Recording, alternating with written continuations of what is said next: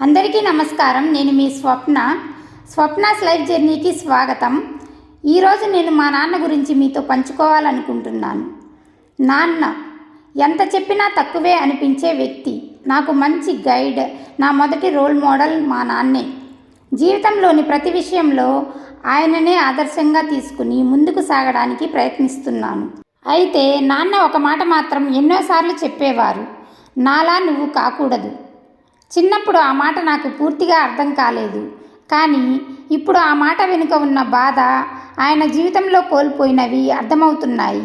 అందుకే ఆయన జీవితంలో కోల్పోయిన వాటిని తిరిగి తీసుకురాగలిగే స్థాయికి నేను ఎదగాలని నాలో ఒక సంకల్పం ఏర్పడింది. నాన్న గురించి తెలిసిన చాలామంది ఆయన అతి మంచివారు, ఈ కాలంలో అంత మంచితనం పనికిరాదు అని చెప్పేవారు. నిజంగానే ఆ మంచితనం వల్ల నాన్న చాలా కోల్పోయారు. నాన్నతో పాటు మేము కూడా ఎన్నో కష్టాలు అనుభవించాం. కానీ నాన్న నుంచి నేను నేర్చుకున్న గొప్ప విలువ ధర్మం. ధర్మం ఒక మనిషిని ఎంత గొప్పగా నిలబెడుతుందో నాన్నని చూస్తే నాకు అర్థమయ్యేది. నాన్న గురించి తెలిసిన వాళ్ళు, ఆయనని ఇష్టపడని వాళ్ళు కూడా ఆయన గురించి గౌరవంగానే మాట్లాడేవారు. వాళ్ళు చెప్పిన గొప్పతనాన్ని పక్కన పెడితే నాకు తెలిసిన నాన్న మాత్రం ఒక సాధారణ రైతు. కానీ తనతో పాటు 10 మందికి ఉపయోగపడాలని ఆలోచించే మనిషి.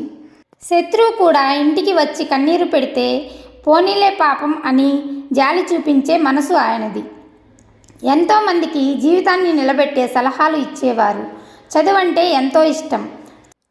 చదవాలనుకునే వాళ్లకు తనకు తోచిన విధంగా తప్పకుండా సహాయం చేసేవారు. ఏ విషయంలోనైనా సహాయం చేయడంలో ఎప్పుడూ ముందుండేవారు. ఆదర్శ భావాలలో నా మొదటి రోల్ మోడల్ మా నాన్నే. ఎవరిని తప్పు పట్టడం కానీ, తక్కువ చేసి మాట్లాడటం కానీ నేను మా నాన్న దగ్గర ఎప్పుడూ చూడలేదు.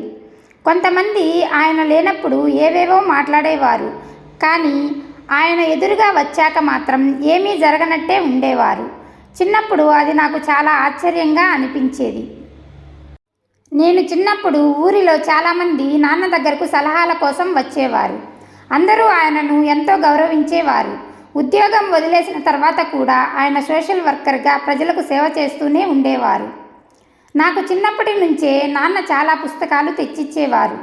నాన్న తర్వాత నా మంచి స్నేహితులు పుస్తకాలే. ఒక పుస్తకం చదవడం మాత్రమే కాదు, అందులోని విషయాలను అర్థం చేసుకుని జీవితంలో ఆచరించడానికి ప్రయత్నించేదాన్ని. నాన్న నాతో ఎప్పుడూ చదువు గురించే ఎక్కువగా మాట్లాడేవారు. ఆ అలవాటే ఈరోజు వరకు నాతో ఉంది. నాన్న గురించి చెప్పాలంటే ఇంకా చాలా ఉంది. ఆయన జీవితంలో జరిగిన ఎన్నో సంఘటనలు, ఆయన నుంచి నేర్చుకున్న మరెన్నో విలువలను తర్వాతి ఎపిసోడ్లలో మీతో పంచుకుంటాను. ధన్యవాదాలు.